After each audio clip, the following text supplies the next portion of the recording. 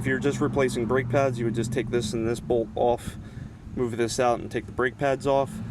If you're replacing the rotor, you'll also have to take out the bolt up here, and there's another bolt similar down here. Remove that entire assembly off the rotor, and then the rotor also needs to have this screw be taken off, and then the rotor should come off. In my lucky case, the caliper is completely seized and I cannot get it to get turned back or compressed, so I have to replace this whole caliper, brake pad, brake rotor, and everything else for that matter. 14mm wrench here to take this guy off, and if you ever want to get extra grip, you can always go here, get a little bit of extra leverage.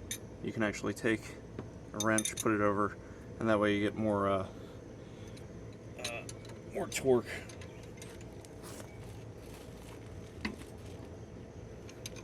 Makes life a lot easier. So I'm just loosening that up. I'm not going to take this fully out until I loosen up the other bolt, just so I don't have to hold it.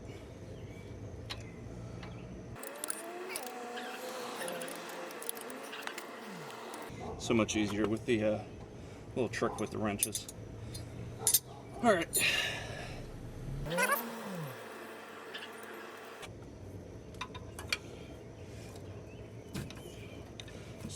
Get a little leverage under these.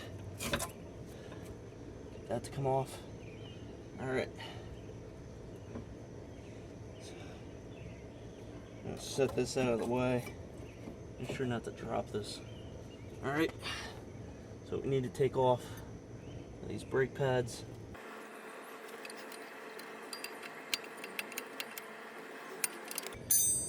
And these should have been replaced quite a while ago. You can see that there's no pad left. Yeah, that one pretty much had no pad left on it. So now, if you can see this, here's your caliper. You want to actually take this tool, and other calipers on other vehicles, I've just used a C-clamp, but for this, it's supposed to be turned in to bring the caliper back. So that's why you need this tool. And the name of that tool is here, disc brake piston tool.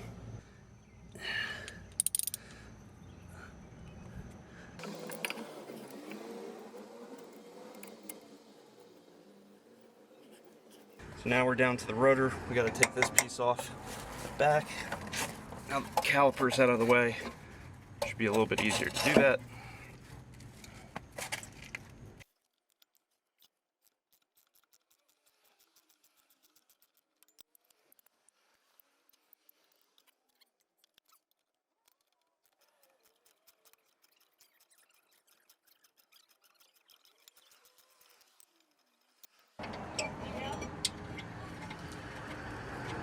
Good. So now that's the bracket that holds the caliper to the back of this. So now we can take the rotor off. Now to get the rotor off, we have to take this screw out. It's number 3 Phillips.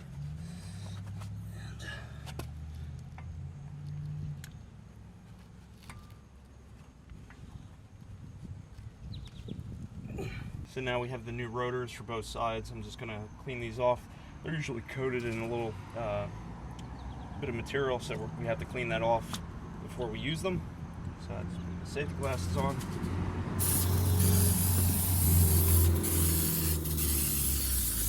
And just spray it down.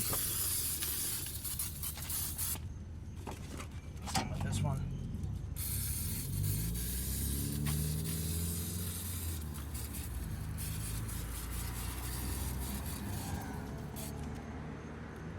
And what you're going to want to do is flip these over, spray the other side.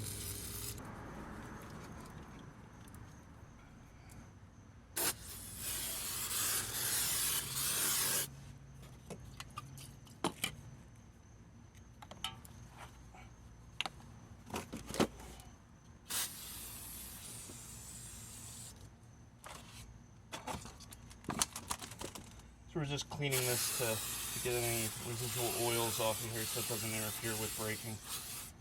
Alright, and then we're going to let those dry. Now we need to take this off, so we already got the screw out. Sometimes you might have to hit this with a hammer. Just kind of go around the perimeter, and you can even whack it from behind, and it'll come off. So now you want to line this hole up here where the screw goes. It's right there.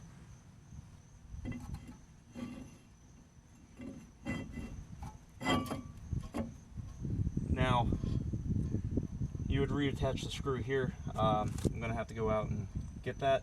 So right now it's just going to kind of stay the way it is.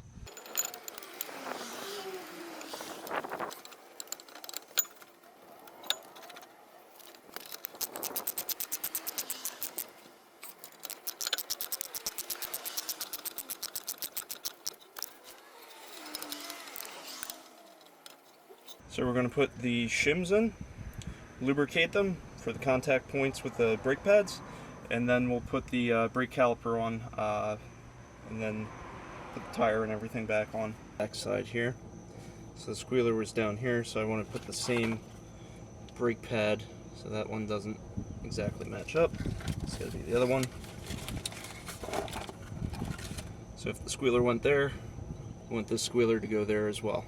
So this one will be on this side, and if you can see, I was actually down all the way to bare metal. You should have a brake pad. You should not go to the metal. The squealer broke off, and I was not aware that it was low. This little piece of metal indicates that you have not too much brake pad left, and you should change it immediately. But this one apparently broke off, and I wasn't aware of it. So that's what led to a lot of this damage. So what we want to do first is we're going to put these metal shims in here. Just snap in place, and they help to give it a nice smooth surface so that the brake pads can move around. Alright, that's there.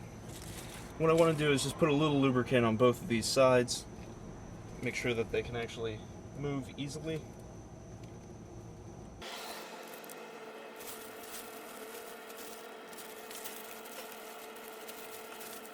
Now we're going to place the brake pads into these guides, into the shims. So,